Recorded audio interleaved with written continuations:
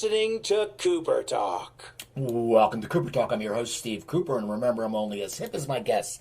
And I got to tell you something, people. My guest today, when him and his brother came out with their first album, which was in 1990, they had great hair. And I saw them on Abducted by the 80s a few weeks ago, and they still have great hair. In 1990, I had great hair. Now I'm completely bald. I'm not saying I'm jealous, but things change. Anyway, we have a great show today. My guest is, I can't believe the album After the Rain is 30 years old. My guest is Matthew Nelson from the band Nelson. How you doing, Matt?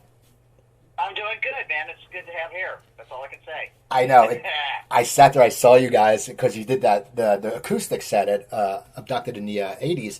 And yeah, I'm like, these guys still have their hair, and it still looks great. I mean, how does that feel? I'm sorry. How does it feel to have great hair?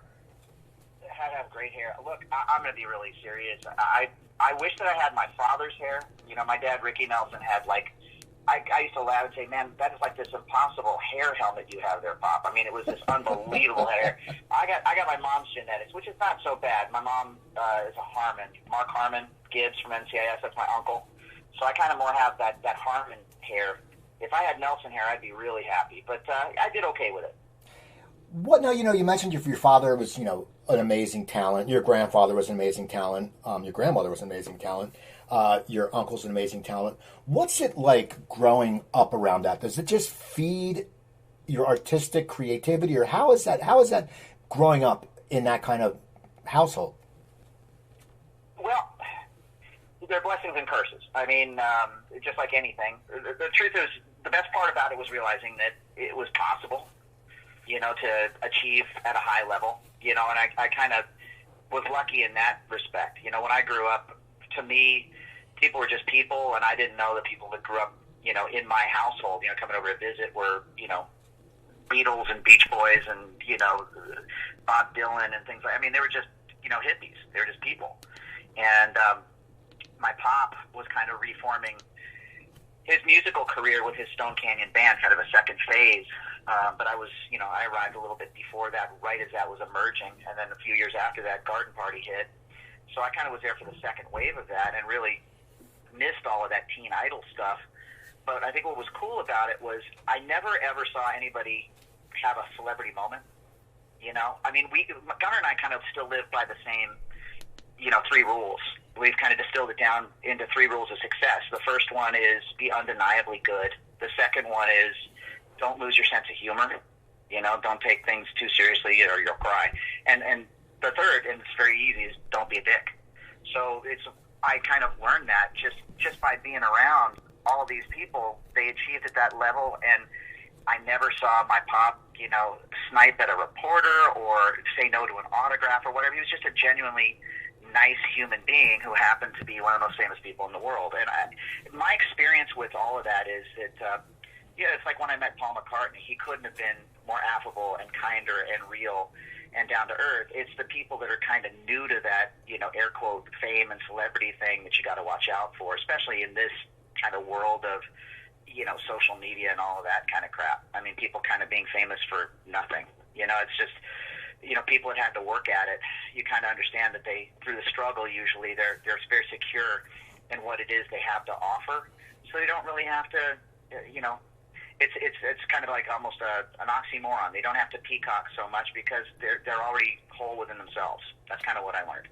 Now, when did you personally get interested in playing music? Was it because you saw your father, or you just had an attraction to it?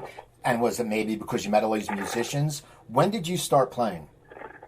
Well, I actually have photos of my brother and myself as toddlers, kind of like bashing around on the instruments in what used to be our nursery growing up when our dad formed his Stone Canyon band. So I can honestly say Gunnar and I, well, it was kind of cool that we were twins. It's kind of having a mirror image of yourself. We always, did stuff together. But, we got our first real instruments when we were 6.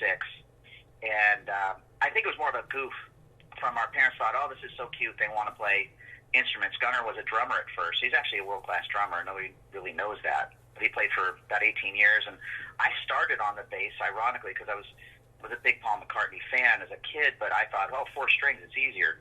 And I had no idea until I really got into it that's a completely different language. And I'm glad I started on the bass, actually, and became a singing bass player. We started playing clubs when we were about 12 and really young. And it was in the kind of late 70s, kind of Los Angeles, post-punk new wave era. All the bands with a "the" in front of their name, the Motels, the Right. Knack, all that kind of stuff. And so that's really what we grew up with. I think it's ironic that it's probably because of long hair that people now try to lump us into that whole Poison Warrant thing. And I think it's unfair. I mean, we kind of came out of that more that new wave punk thing, and we're more kind of heavy metal folkies. There's more DNA from the late 60s Southern California country rock thing that our dad was doing, or Linda Ronstadt or the Eagles, really, than any of that stuff. Gunnar and I were too busy in the studio, but we had already done years in clubs, so we really didn't feel like we needed to break out of the Sunset Strip, and we didn't. So, looking back on it now, I think, there's a lot to learn where I grew up. I was very fortunate to grow up in Southern California and be around music, but the irony also is that my father was gone a lot touring. He was really on the road sometimes 300 days plus a year, just trying to make ends meet. When our parents got divorced, that accelerated. You have to pay lawyers off. I know how that is. So he loved music, and he was a music guy, but I'm happy to say that millions of people bought our record having no idea who our dad was. Yeah, that's what's great too. I mean, if I'm 56, so I know, but a lot of people didn't know. And now I got to ask you. You said when you were 12, were you playing original music at 12, or when did you start playing original music? Oh, we were 12. Yeah, I mean, this is how it worked. Gunnar and I learned how to play to records, to music, and I remember all those records that we would go down and buy, and anything that we saw being played on Saturday Night Live, because it's way before MTV or things like that, and that was like a big deal. I'm talking like 78, 77 when it first launched. If you saw it on there, you bought it. Before that, it was like, I remember Queen News of the World was a big one for me, and we would just sit down and try to play along to the records. Things became easier for me when I learned how to tune my bass about a year after starting to play it. But, I was like, oh, that's how you do it. And Gunnar and I, as a rhythm section, when a lot of kids were blowing up mailboxes in our area and stuff, and this is right when skateboarding was just breaking out of Southern California, when there was the pool droughts and stuff like that. And we would go and skateboard a little bit and then head out to the barn and grab our equipment and play for hours. And I think our parents were happy because it just kind of kept us out of the house. But Gunnar and I never really played music because it was a hobby. We played music believing that one day that's what we were going to do. It's kind of like, I guess, growing up in an athletic family. Like my uncle, for instance, Uncle Mark, his dad won the Heisman Trophy at Michigan in 1940, so he was a big footballer. And then he went into broadcasting, went to media, and that's exactly what our uncle did. He played, college ball at UCLA, was first-string quarterback, did really well, and then decided to go into media after following our grandfather Ozzie on the other side of the family, his father-in-law around the set. And, it's worked out for him pretty well. So I think it's like anything, I just saw something yesterday, and somebody was asking questions, what's the best way of being successful? And a kid said, work hard, and it was the wrong answer. The answer is find somebody who does what you want to do at that level and follow them around and learn from them. See what they do and do that. And that's really the truth. I mean, in my case, I got to say that was a blessing to see it. The irony there, though, is that our father never taught us a single chord on the guitar or anything like that. I think he wanted to, and he told us this, he wanted us to do it for ourselves. I come to him with a song idea. I remember I was 11 writing my first song, and I said, what do you think, Pop? And I was expecting this, hey, you do great. And he just kind of looked, and he nodded and stuff, and he said, it's good. Just keep doing what you're doing and believe in what you're doing, but keep doing it, He knew that we would get better with time, and if we gave it up, it was honestly meant to be that way, too. I mean, this is stuff you got to fight for. I don't care what you do, but music especially, just looking back on my career that goes back, before I got paid, years, but you got to fight for it. You got to want it so bad. It's like God wants to know you're serious about this because you're going to get tested all the time. and that's been my experience with it. Now, with your songwriting, because I've talked to a lot of great songwriting duos. Andrew Ferris, I talked to from INXS, who talked about how him and Michael Hutchence wrote together, and Chris Difford, how him and Tilbrook wrote together. When you and your brother wrote together, was there more of a connection because you're twins? Because everyone say twins think what the other person's thinking. Did that affect your songwriting process? Good question. I think absolutely. I think it was a complete plus on that one. I mean, going back to, Gunnar and I still write and play together. That's what we do. Gunnar writes his own songs at times. I write my own songs. I have my own projects on the side, all that kind of stuff. But when we write together, it's amazing to me that some of the best stuff that we've ever done just happens. There's really a connection there. By the way, I got a chance to fly with Michael Hutchence from Hong Kong to Los Angeles and had the most amazing discussion with him the entire time. He was the kindest guy ever. I really miss that guy. It's great that you mentioned him. He was a great one. But Gunnar and I, when we write, it's kind of like, okay, the song Love and Affection, for instance, going back on point. I had a guitar in my hand, I capoed it up and just kind of picking around to it, and I was zoning out. And I started playing this little lick, and again, Gunnar and I kind of did it all the time. I remember that day our friends were all calling us up from their landlines, no cell phones back then, and saying, hey man, we're going to hit the beach, it's hot as hell, let's just get down there and have some fun and stuff. And Gunnar and I, we'd made our commitment. We said, guys, sorry, but we got to do this every day. We got to do this and have a great time. And man, trust me, that was hard. I remember we're in this room and we've got our guitars and my dog had gas and everybody's at the beach and it was, setting the tone. And I started playing this piece and Gunnar runs in from the other room. He says, what the hell was that? I said, I have no idea. What are you talking about? He said, that thing you were playing. I said, well, I don't know what thing you're talking about. And fortunately, he held up a micro cassette recorder, if you remember micro cassette. Oh, yeah. And he said, this, and he played it back. He was in the other room kind of recording it. And it was the lick for Can't Live Without Your Love and Affection. And so it really helped having a guy there, that's kind of like a folky kind of thing. Right, so you just sat down and you played. How much of it did you play? Just that lick? Yeah, just got, I guess, among other things, but yeah, just that lick did it. And sometimes that's all it really takes, And again, everybody has a different process. Gunnar and I, though, as songwriters, we really, we kind of did it backwards, which a lot of people do, in the sense that we learned how to play our instruments. We learned how to get in front of crowds that weren't ours and win them over, because you got to figure, when you have to get escorted into clubs in Southern California because you're too young to actually be in the club, but because, you have people advocate. There was a booking agent at, I remember Madame Wong's West, which was one of the hottest places to play, that advocated for us to be able to pass a local, they passed a local ordinance that we could be brought into the club as musicians and had to be escorted immediately out of the club so they didn't lose their liquor license. But we played for people that were over 21. That's where we started. It worked out too. I mean, I recently ran into the Foo Fighters. I'm friends with one of the guys in the band, and we were backstage, and Pat Smear walked up to me, and he had that smile on his face. He said, "Hey, I'm Pat Smear." I said, "I know who you are, Pat."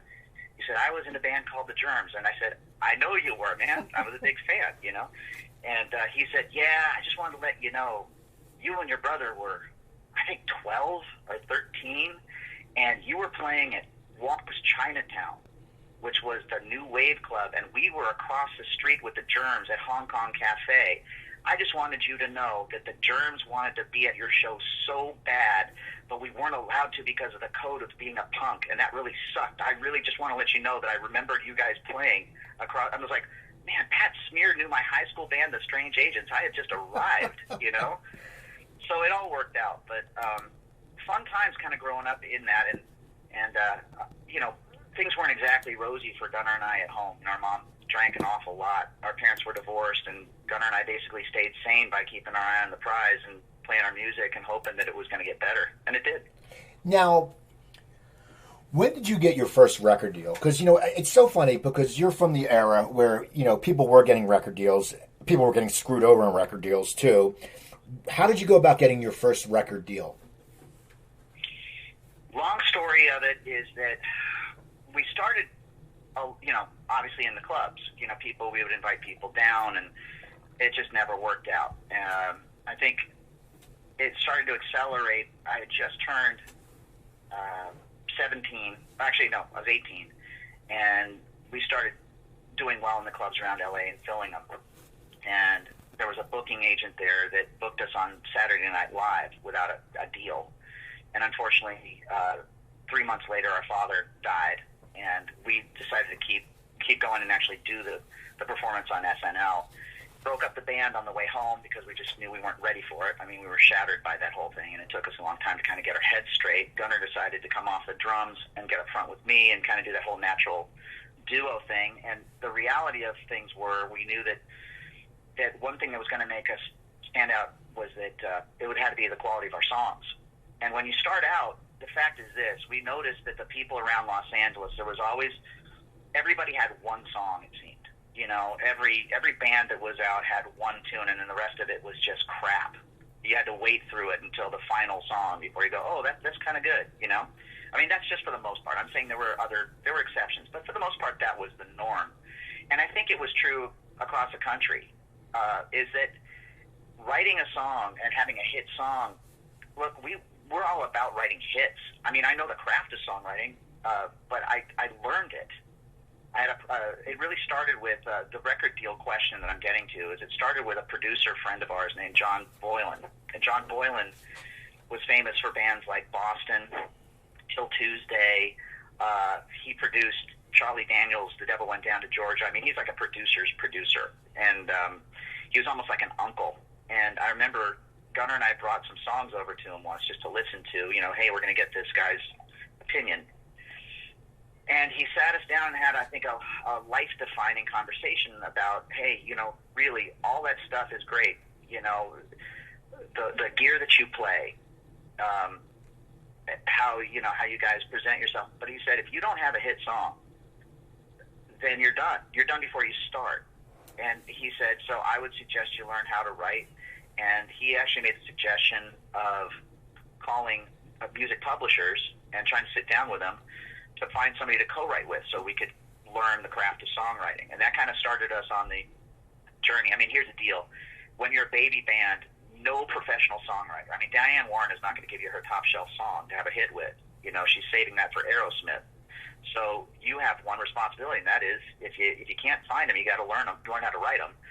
And that's what Gunnar and I did. It took years of going we went to Australia and wrote with some guys in the Little River Band. They wound up cutting one of our songs, and that's kind of like Australia's Eagles, which is great. Learn from them. We went to England and wrote with Russ Ballard from Argent, who wrote some of my favorite songs. And along the ways, and this is before the record deal. And we had certain development deals. Gunnar and I went to New York with some demos. We did with a producer friend of mine named Jack Ponte, who lives in New Jersey. And this is back when Bon Jovi's Slippery was huge and all that. We went to New York City with those demos and got turned down by every label in town, and then restarted again and started writing more songs. I mean, it was an odyssey. So by the time we got back to Los Angeles and trying to get a deal with Geffen Records, because that was, in our opinion, the echelon of what was happening. They had 3 A&R guys that were all superstars: John Kalodner, Tom Zutaut, and Gersh. And Guns N' Roses was there, Aerosmith was there, all this kind of stuff. And John Kalodner saw something in us that was very raw. I think, he loved the kitschy factor of the Sons of thing. But at the time, nobody would take pictures with us in case it failed. They considered it could be a high-profile failing. And we didn't really get the nod at that label and get our deal until Gunnar and I, after 2 years of managers saying, hey, don't screw it up, we're negotiating, all that stuff, Gunnar and I were down to $17 in our joint bank account, living off McDonald's, and had written a bunch of songs that Kalodner at least gave us a little budget to demo on an 8-track. But when we wrote Love and Affection, we had nothing to lose at that point. Literally, we were desperate. And we went to his office, which you didn't do unannounced, and kind of pushed past his secretary, who we were friends with, and went into John's office and say, you're going to sit down and listen to this. And he said, I've got a busy day, so John, you're going to listen to this. Just show up. And we played Love and Affection. And it was funny. He sat there quietly, nodding his head, and when it was done, he looked up at us in that funny voice of his and said, "I've been waiting for you guys to kick my ass for 2 years, and that's what I wanted to see. I wanted to see that you wouldn't listen to anybody and that you would fight for this, and that's the best song you've ever written. And that's all I need." And he actually, in front of us, picked up the phone and called Business Affairs and made it go through. Now, I also will say that we started loving the After the Rain record twice. We started with some producers named Dwayne Barron and John Purdell that had produced Poison, and they completely crapped the bed. So we had to start all over again. We were dropped from Geffen for 2 days until we reorganized, and then got back in the studio with a co-writer friend of ours, Mark Tanner, who was a nobody at the time. And they insisted on us working with a great engineer, which made sense. So we picked David Thoner, who had done Missing You for John Waite. And the only success Gunnar and I had right before then was 6 months earlier. We had a modest splash with a song that we wrote for Bill and Ted's Excellent Adventure, and went under the name of Power Tool. It was called Two Heads Are Better Than One, which became the title cut. And we recorded that on an 8-track with Dweezil Zappa playing guitar. And they wouldn't let us call it Nelson because our record hadn't come out yet. So somebody asked me this yesterday too, and I know I'm talking like it had 8 cups of coffee, but I want to get this all in there, that we actually didn't get the nod from the record company. There were some other bands that got the push and got the money. Geffen actually never paid a dime for us to do tours, for tour support. We actually used our own money selling T-shirts to pay for it. And it was the fans at the time that pushed our success. Gunnar and I went all over the country with 2 acoustic guitars to every radio station to prove that we weren't Milli Vanilli. Right. And, people called in, and you remember MTV had something called Dial MTV, yeah, which was a call-in show from the fans. And they voted our video #1 from its debut. And that's really what happened. We actually had people at our label at Geffen. We sold out of our initial pressing of the album in the first day. It took more than 2 weeks to get them in the stores, back when people had to go to stores and all that stuff. So, I know a lot of people say, we owe it to our fans, but we really do. They made it happen for us, and pretty awesome times. What a whirlwind that, from that point on. Yeah. Now, when you do you remember the first time you heard that song on the radio? Because that song went to #1, and everyone knew that song. Do you remember when did you first time you heard that song? I remember the exact moment. Absolutely. Gunnar and I had been at a radio convention called the Bobby Poe Convention. Now, for people who don't know how it works, they release singles, a lot of them, and most of them never get added to playlists on radio stations. The air's mighty thin up there. And there are 3 different, back then there were 3 different types of stations, P3, 2, and 1. 1 would be something like Z100 in New York or Kiss FM in LA. Those are the pop stations that have the most wattage and the most people listen to. The P3s are basically your rural stations, and the P2s are a little bit in the bigger markets, but that's how it works. So Gunnar and I basically had been around for a couple of months with our guitars, as I mentioned. Geffen wasn't really doing anything other than, making us prove ourselves, but with a grassroots thing of driving around and playing songs. So they have these big radio conventions, one of which, the biggest, is the Bobby Poe Radio Convention, and that's outside of Virginia, if I remember correctly. And we went there. Geffen didn't want to pay for a hotel suite where all the programmers stay and schmooze and get drunk and all that kind of stuff. So they let us, though. They paid for a room for Gunnar and I to hang there and try to meet programmers and schmooze our record before it came out. And we brought our guitars and set them up at the hotel lobby elevator because we knew everybody was going to have to come and go from the bar up to their hotel room to throw up. So we played our music and schmoozed and talked to these radio programmers. And I remember there for 2 days, and on our way out, we were driving, and I think we were right outside of Alexandria. And I forgot what station we listened to. I don't remember the exact station, but I remember the jock comes on, and he said, "Hey, everybody, this is such and such, and I just met these 2 really cool guys at the radio convention down the street, and they have a record that's not going to be out for another couple of weeks, but you know what? They gave me a promo copy, and I'm debuting it right here. Here's Nelson with Can't Live Without Your Love and Affection." And when it came on the station, man, I got to be honest with you, that feeling never stops of hearing that your song that you remember the dog with gas in that room when you wrote that lick with your brother with a microcassette. It flashes like your life flashes before your eyes, and it's coming out over the speakers, sounding like, like heaven. It's just amazing. There's nothing like that. And that first time, and we were just jumping all over the car. We had to pull over. It was just crazy. And I really, honestly, we thought that we had something. We thought we had something kind of special and a little bit different. We really didn't have any idea that it was going to explode the way that it did that quickly, though.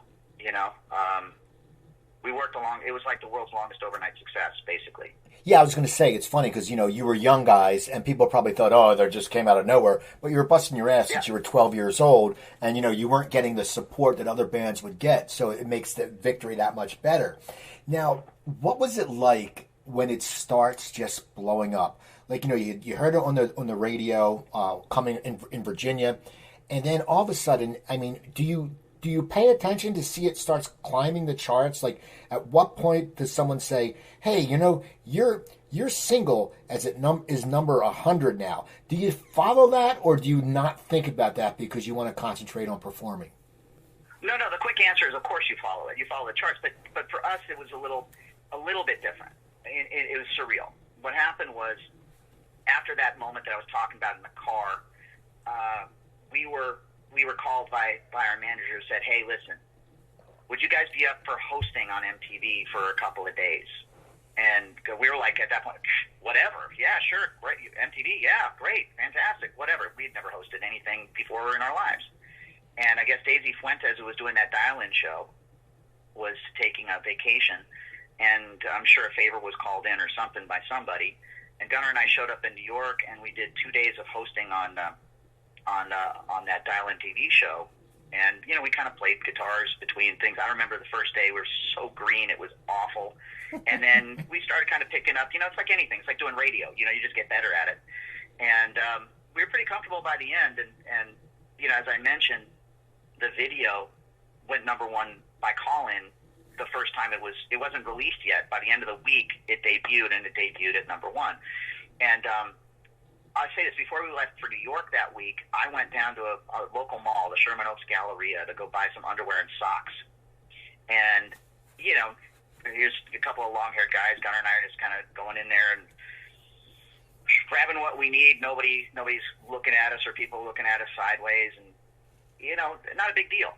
And we came back from that little stint to New York, and we had a promotional in-store record signing. If you ever saw the movie This is Spinal Tap, it's where Artie Fufkin set everything up, and, the Spinal Tap guys are there and nobody shows up. So we're thinking, it's going to, as part of the promo thing. And we drove down the street, literally. It was a couple of blocks away from where we lived in the valley there. And I remember going to this mall. I used to skateboard there when I was a kid. I'd just been there for socks and underwear. And we got to the loading dock behind the mall, and the record company guy was there, and he looked white as a sheet. And the guy from the Sam Goody or whatever radio station, he's like terrified. I said, "What's going on?" The band was there, and the guy says, "You have no idea what you're about to walk into. I'm scared for my life. They're gonna rip you to pieces." I said, "Who's they?" And he goes, "The girls." And I'm laughing, thinking, it's like, a couple of, rather large women that have cats at home that are just, right. It's like whatever. And they said, "No, you don't understand." And I said, "Yeah, okay, fine." So Gunnar and I get in the elevator with the band, and we're saying hi to the guys. And we go up the elevator, and we're just talking a little bit of chit-chat. No big deal. Okay, let's get this over with, and we'll be home within, it's right up the street. Guys, you can come over. We'll have some pizza, man. It'll be over in about half an hour, whatever, big deal. The elevator doors opened, and the elevator went straight up into the store, so we could see, the store and the mall beyond it. And when I'm saying that a jet engine hit us when the doors went, I mean, it was like, it was like a Beatles thing. It was insane. Like, Gunnar and I remember we didn't move because we were just stunned. And we walked out, and the place went berserk. There were 3 levels of the shopping mall completely filled with teenage girls. And, we're laughing, everybody's high-fiving and stuff like that. And then it started to get a little scary, because Gunnar and I, we're personable guys, and I want to take pictures and shake hands and whatever. I mean, we still do 2 and 3 hours after every show we play to meet everybody. It's just how we are. But this was kind of a different time, because the girls started realizing there's no way we're going to get to everybody. And it's not like we were going anywhere, but they thought we were. And they started to get hurt. And the cops came and closed it down. So our very first record in-store was shut down by the police. And on the way down the elevator, we're laughing and saying, well, shit's different. Our life is different now. You know, this is a different world. And it basically remained that way for 14 months. You know, that kind of stuff. It's funny. People can't comprehend that because they haven't lived it. But did it bother you because you probably pretty much lost your privacy? Because you're two twins, you're blonde hair, good looking guys, you know, you probably hang out together. What was it like trying to acclimate to your private life after you started getting that success? And I always tell people, they don't remember MTV, man. Once your video was on, everybody knew who you were. And it was crazy. What was it like that you try to acclimate to normal life when you started getting bigger? Well, that's a really good point. MTV was the world's biggest radio station, bar none, and for the people that didn't grow up with it, it was on in the background 24/7. We lived by it. Everybody did. It was one of the, if you're into music, you watched MTV no matter what was on, you know? And in our era, you know, it was, you know, we were the rock band amongst MC Hammer, you know, and CNC Music Factory, Mariah Carey, all that kind of stuff, but TLC, you know, there was pop and R&B playing alongside rock stuff as well. It was all, if you just love music, that's what it was. So you're right. Overnight, we became immensely famous, like Cover of People magazine famous. And it was awesome. I'm going to be really, really honest with you. I mean, look, at first I had all of my, you know, morals in my head intact. You know, I remember being the idiot that was at a restaurant in Hollywood once, and the Penthouse Pet of the Year came up to me and said she wanted me to go home with her. And I said something stupid like, you know, no thank you, you wouldn't have given a crap about me last week when I wasn't on television. And she just kind of like looked at me and shrugged her shoulders and walked away. And everybody in the band looked at me and went, what the hell is wrong with you? And let's just say that didn't last very long, okay?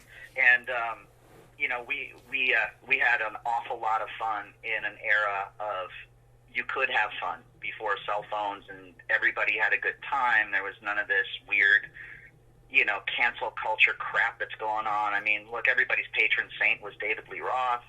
It was a whole, you know, I feel so bad for kids now, man. They really did miss a different time, you know, and I'm not saying that we were just a bunch of idiots. We were completely, you know, about our music and our path and what we were doing. And our band, I can honestly say, for a time was the best rock band in the world. We had better players than anybody did. And even the haters, when they came to see a show, had to say, yeah, I just did not expect that.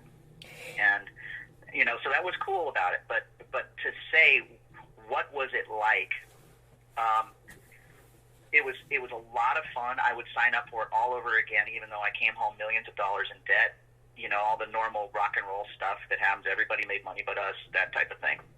But the experience that I had was priceless. The only time it got scary was the fact that Gunnar and I were so famous at a certain point that we couldn't go out places together anymore. You know, we had grown up together. We were compadres, the whole thing. Gunnar actually had a harder time on the road with it than I did. He actually started to freak out. And it was good having a brother there that could talk him off the ledge a little bit. But when you have the entire world trying to take a piece of you, and you know that people are stealing from you, and you know that you're along for this ride until it ends, for a while there, man, I'll be honest with you, about a little over a year into it, I started getting scared that it was going to be like that forever. I'm here to tell you, you know, you stop doing what you're doing for long enough, and the world moves on quickly.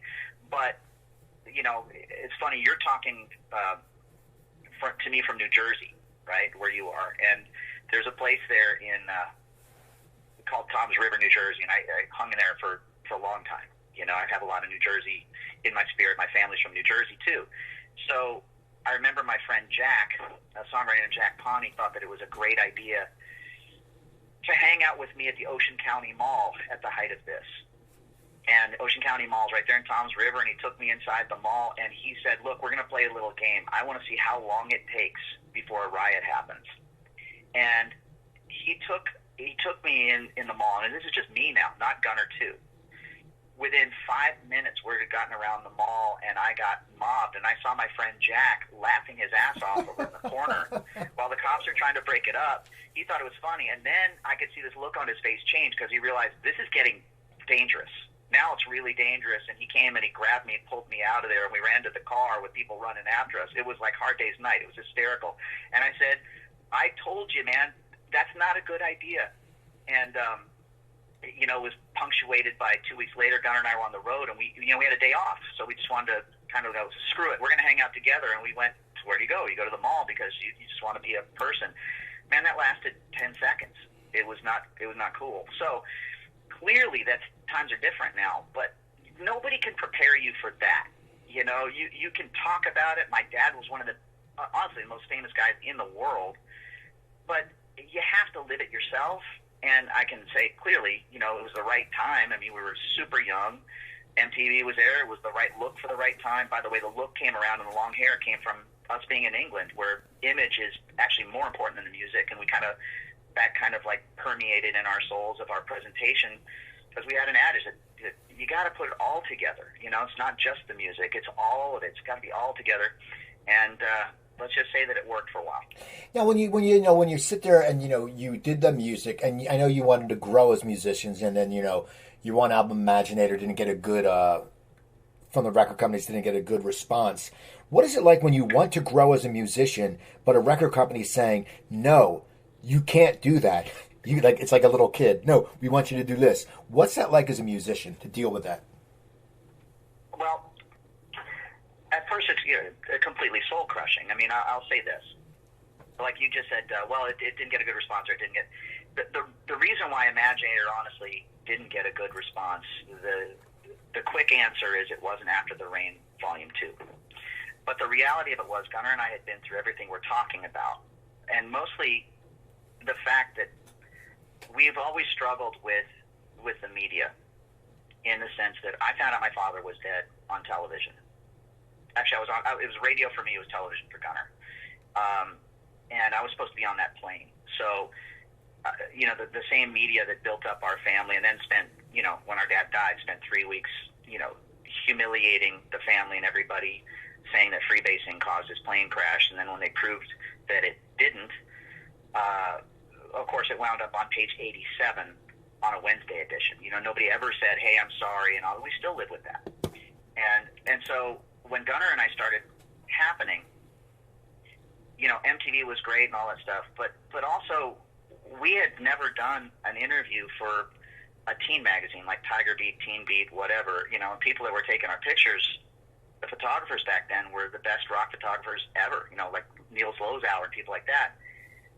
But everybody started selling our photos and typing interviews from other publications and posting them in every, teen magazine there was. Now, it was a very easy way to promote us, and it sold a lot of records back then, but it really did us a disservice as far as our ability to continue and having longevity. It's like being David Cassidy. It's really tough to continue that. You know what I mean?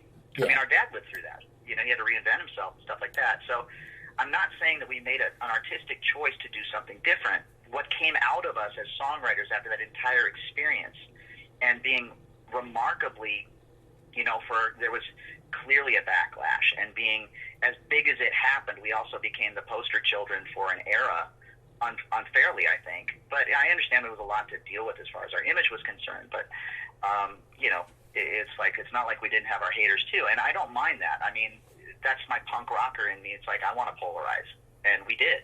For whatever reason, it was polarizing. But we wrote, we came up with the idea for Imaginator, and the concept for Imaginator was that the media brainwashes people. And here we are 30 years later, and was I right or was I wrong? All I'm saying is a guy that lived through it and had to experience things very personally. I mean, not to get dark, but I've been in meetings in Hollywood before with one of the 5 guys that ran entertainment, like really runs entertainment, that picked up the phone in front of me and said, I want you to watch me make a phone call. And he destroyed a person on the phone, literally ended his career forever, and then turned to me and said, that's how Hollywood really works. And if you ever tell anybody I made that call, I'll deny it. And then walked out of the office. So, it's not all fun and games. I mean, that was kind of one of those, wow. So it's not just about may the best song win, like I always thought. It's like there's a lot of things happening behind the scenes, but that's what Imaginator was about. So I don't care if it sold 5 copies. They wouldn't release it on Geffen. They made us go back in the studio and basically held up our career for 5 years while another little band on our label, Nirvana, hit. And, that changed too. If anybody has any common sense, can see that what was happening around that time, MTV was what it was, and the music was happening that was on it. And then overnight, it was either hip-hop or grunge. Like literally overnight. The entire station changed. It was like it's like when a radio station sells to, a Mexican conglomerate and all of a sudden starts doing Spanish music. That's basically what happened overnight. It wasn't an organic, hey, musical styles have changed. And I love Nirvana. I think it was great, and I understood that it needed to happen. There was a lot of really bad stuff. But that said, it wasn't exactly organic, and it was, again, kind of proving my point that it's kind of like you're going to listen to and like whatever they tell you to like, And that's actually what that album was about. So I'm glad you brought that up, because the first thing that I did after I formed an independent label called Stone Canyon, because of the fact that they wouldn't release that record, was release Imaginator. And it's probably one of the, people don't know this, we're going to actually re-release the album because I actually had Henry Rollins from Black Flag do a monologue. He did a spoken word performance on that album. And, Nelson and Henry Rollins, really? I mean, that's a mind, what I want to say. But it was because I ran into him. I went to one of his spoken word concerts, and he flagged my band, not knowing I was in the crowd. And I went backstage, and he said, "What are you doing here?" And I told him, "Well, I think we're pretty much victims of the same situation." He said, "How do you figure?" And, Henry's, first of all, a brilliant guy. I love the guy. I love everything he's done. And I said, "Well, Henry, when you see me, you think 8x10 glossy on the cover of Tiger Beat magazine, right?" And he said, "Yeah." And I said, "Well, when people see you, they see a guy with tattoos on his neck looking like a guy they let out of prison early. They cross the street and walk the other way." He said, "So what do you have to say about that?" I said, "Well, I think we're both victims of the same thing. What's underneath is a whole lot more than what people see." And he said, "Wow, I never really thought about that. What do you want to do?" I said, "Well, one day let's work together." And I remember I called him up, and he came over, and he did a great job. And at the very last minute, his record company wouldn't allow him to put it on the record. But now times have changed. So that was the only thing that I wanted to change on that album, because he said it so well. And here, what's really weird is it's so prophetic, because I know everybody's talking about a lot of stuff, and here we are 30 years later, everybody is getting so divided. I mean, you can feel it. It's palpable out there, because there are people that want us to be divided. And I play music to bring people together. The irony here is I have no idea when Gunnar and I are going to get a chance to actually be in a big venue and bring people together again, Yeah, And so... I was going to say, how do you deal with that? Like, I've talked to a lot of musicians who they can't tour, and it's something that's what you love. I mean, you love performing the music, but just getting in front of the crowd. How do you deal with that on a daily basis? Do you sit there and go, "Man, I can't wait till they make they get to go to back to live entertainment"? How do you deal with that? Because it's what you love doing. The reality of it is we're all kind of on a wait and see. Everybody says that crap, at first, we're all in this, we're all alone together, all that kind of stuff. Well, musicians are different because we minister. That's what we do. And it's great to do a Zoom thing, and it's great to play, like on You Saw Us, what was it, the 80s thing that we just did. That's cool and stuff. I mean, that's nice. But it's not live. You're not getting that vibe. You're not getting that feeling. So we have to wait and see what happens and how it plays out. Look, I have my own beliefs. I personally think it's going to shake out, but Gunnar and I have pretty much figured that it's going to be at least the first quarter of next year before we can actually kind of feel like people are learning how to deal with all of this stuff. Who knows? Let's see if, in November COVID-19 just disappears. I don't know. I have no idea. All I know is that we were all locked up for an awfully long period of time, and then that just kind of why? Oh, I guess it's okay not to be in the house anymore. Oh, no, we got to go back into the house. It's like, what's going on with this? It's just that you have to have common sense. It's like the punk rocker in me again is kind of going, well, just somebody tell us the truth. And the musicians out there, they tell the truth when they play live, and that's what they're missing, is their ability to have a voice. I know I am. And even if I'm playing a pop song or doing a retrospective, or Gunnar and I are working on new music, where here's the good news. In the meantime, I think everybody, no matter the musicians that are waiting to go and play live, or just anybody at home, this has given us a little bit of forced time away from the treadmill of just trying to make the bills at the end of the month. Obviously everybody's concerned about finances and health, and there's a lot of fear. And I know for me personally, I feel the most free when I'm on stage and I'm doing what I do, and love it or hate it, it's real. And I'm expressing myself or whatever. There is a psychological aspect to being locked up for so long and to be silenced. And I mean, I think that's why when I see people walking around with masks on their face, why it pisses me off so much, just from a visual aspect, because it's, you got to do what you got to do depending on where you live and all that stuff. And I'm not going to tell you what to do, but I just think that it's a crime to not, you can't interact with people. You don't even know what their expressions are. It's like, it's creepy to me, clearly. And I got a 5-year-old kid that I'm raising in this, and I'm trying to navigate what that's like. And for me as a communicator, and for musicians out there that communicate and do it largely, by the live medium. And look, we had just come to the realization, all of us, that, it wasn't about record sales anymore. Now it's about live, and then they took that from us. So I think the people that are going to survive this are really going to prove they're the true survivors, And I think that's one thing you can say about Gunnar and myself is that we are survivors. We've grown up learning how to pivot. There's one thing that's really good about being, one of those acts that symbolizes an era that was largely maligned by the era that followed it, was that we learned how to pivot and continue making our music, even if it wasn't on as big of a stage as it was before. We never stopped. And I think I don't know, we've done, I think, 16 albums since After the Rain, and we still have, people that come to see us play, and if, there are easier ways, honestly, to make a living. And I think what you'll see about most musicians is that they'll fight for their ability to communicate, and now they're going to fight for their ability to communicate live. It's we're all taking a little bit of a break because we needed it. I'll be honest with you. It was kind of humbling when my 5-year-old came to me and, grabbed my leg last week and looked up at me and said, "Pop, I like it that you're not working now, because when you play concerts, I never see you." And in my world, man, that reminds me of me. Right. Talk about cats in the cradle.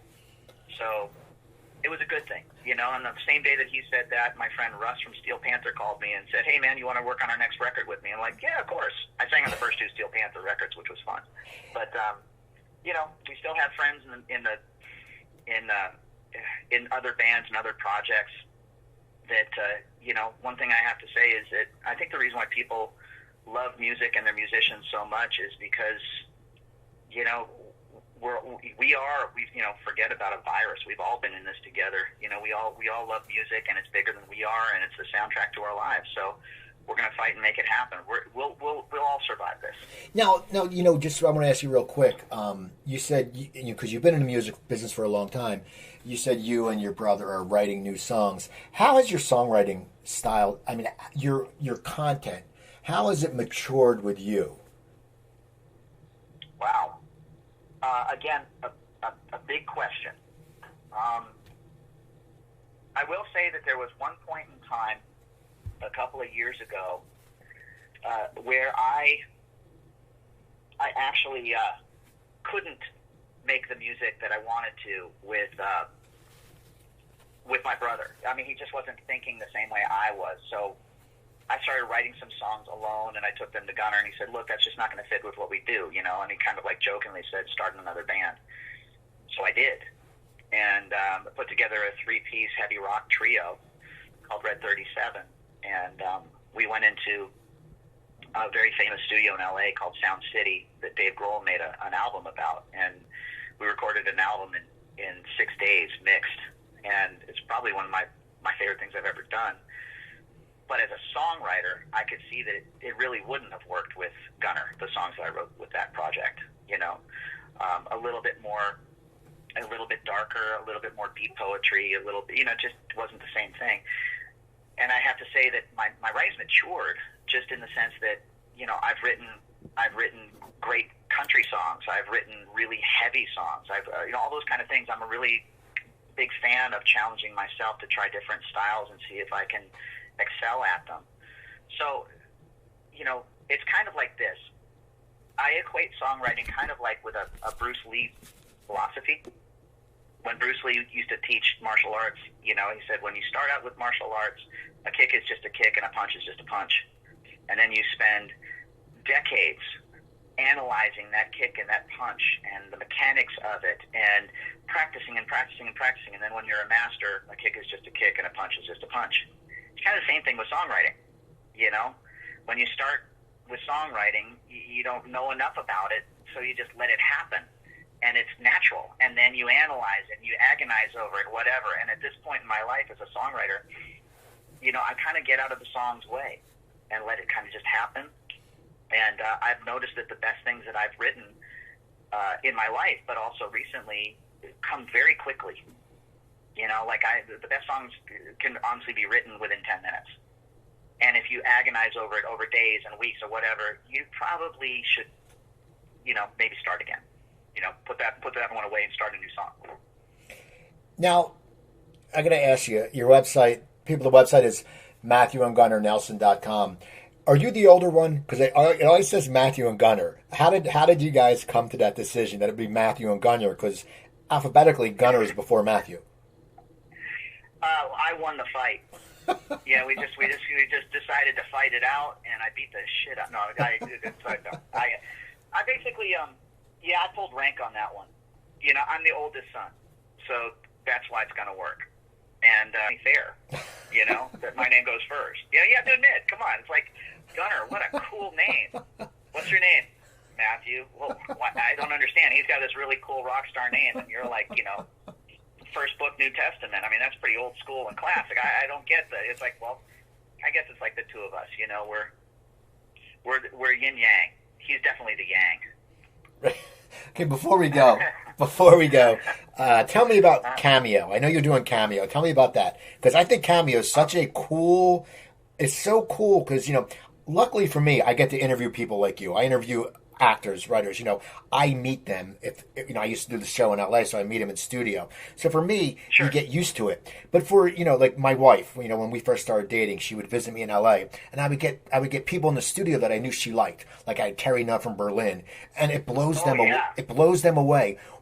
Cameo is so great like that. What made you decide to do Cameo, and what can people expect from you when they get your Cameo? I'll get to that in a second. First of all, I got to pause. Everybody, Terry Nutt. Wow. Okay, I like Terry Nutt too. Anyways, okay, so back to the question. What they can get from Cameo. I actually care about the cameos I do. I mean, I take time to kind of analyze what somebody's requested. Some of them are really silly.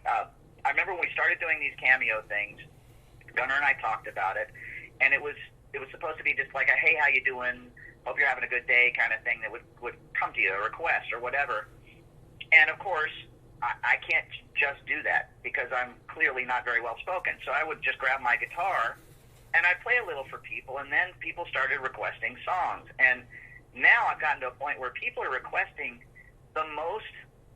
I mean, here's some of the craziest requests I've gotten.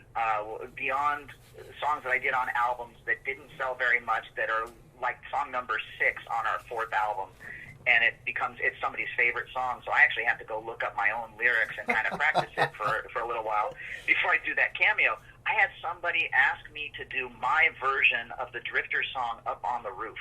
I mean, is that random? But it actually was, but it turned out awesome. It was really fun to do it. And, then I had a really serious one where for Father's Day, it was a mom of some 17-year-old kid, this guy that had lost his father to cancer 3 months earlier, and wanted me to kind of talk to their son about what it's like to lose their dad. And I was like, man, that's as heavy as it gets. And I wound up being on that cameo for 20 minutes. I played 2 songs, talked a little bit. You know, it would be like if I was hanging out with a nephew fishing or something like that. So, you know, for me, I don't really know what I can say except for this is as close as I get to kind of, you know, when we meet people backstage or I'll just have an interaction with anybody out. You know, I'm a people person. And that's what I miss about this whole world now is that interaction we're talking about is I miss people a lot. So, you know, I have to say with Cameo, I'm not one of those guys that'll just kind of go, hey, how you doing? Good to talk to you. Bye. You know, like so many of them are. You know, I actually care about them. And I'm really happy to have that platform. I have so many people asking if Gunnar and I would do them together. And we will. Right now, we're just doing them individually, and they're relatively inexpensive because the way I look at it is anybody's going to pay any money right now. It's an honor because nobody's making any money. So I want to kind of, you know, not be tone deaf about that. Eventually, Gunnar and I are going to do them together. But, you know, I love the platform, and you know, all the time I get people just out of nowhere. I just go blip, Cameo comes in, and I'll read it, and it's like, man, that's a cool little mini challenge. I love that. So I want to thank everybody for hitting me up. It's fun. That's awesome. And your Cameo is bass and VOX, right? Yeah, bass and Vox. Bass like the guitar, N as in, you know, my last name, and Vox like vocals. I don't know where I came up with it, but I should probably do something more simple. But bass and Vox. Yep. I'm just know that I'm not Gunnar. I'm Matthew. I'm the other one. I'm just laughing because when you said the name, because he's the Gunnar Nelson, and he's probably doing it just to piss you off because you took control instead of just Gunnar. He's like, I'm the Gunnar. It's pretty funny. You know, the truth is, Gunnar and I, we fought the wars together, and it's really been great being his twin brother because we really do complement each other. And it's nice to have a best friend that understands everything that you've been through. And, you know, I don't care who you are. If you have a business with your family, it's hard. If you have a family, it's hard. But kind of, you know, running the gauntlet with your twin brother has been a lot of fun. I mean, I can tell you a couple of twin brother acts that were famous that didn't work out and hate each other now, and we're fortunate that it hasn't happened. You know, that's awesome, Matthew. I want to thank you for taking the time to talk to me. As I said, it's so amazing, and when I think about it, it's because you guys made a joke about you look like bikini models or something at the '80s thing, and we look like hot Swedish chicks. Right, because we used to back then, yeah. Because I used to do stand-up. I was stand-up from 88 to 95, and I remember I did a joke. I said, I saw these 2 hot blondes. I bought them a drink, and it was Nelson, and people loved it because everyone knew you. But I want to thank you now. Now, are you on Twitter? Are you on Twitter? I know it's Matthew and Gunnar Nelson is your website. Bass and Vox is your Cameo. Are you on Twitter or any of that kind of stuff? Yeah, we go to our website because the whole profile is all there if you want to find us. But if you just, you know, the good news is if you just put our names in, we pop up. You know, we're famous enough to where you kind of can't miss us. Well, that's awesome. I want to thank you. So people, go check out Nelson. Go listen to their old albums. Go listen to their everything. Just listen to them. Watch their videos. So follow them. Look them up. Follow me on Twitter. I'm at Cooper Talk. CooperTalk.net. You can look me up. I have 801 episodes. Email me at coopertalk.net. So remember, I'm Steve Cooper. I'm only as hip as my guests. Don't forget, drink your water, eat your vegetables, take your vitamins, and I'll talk to you guys next time.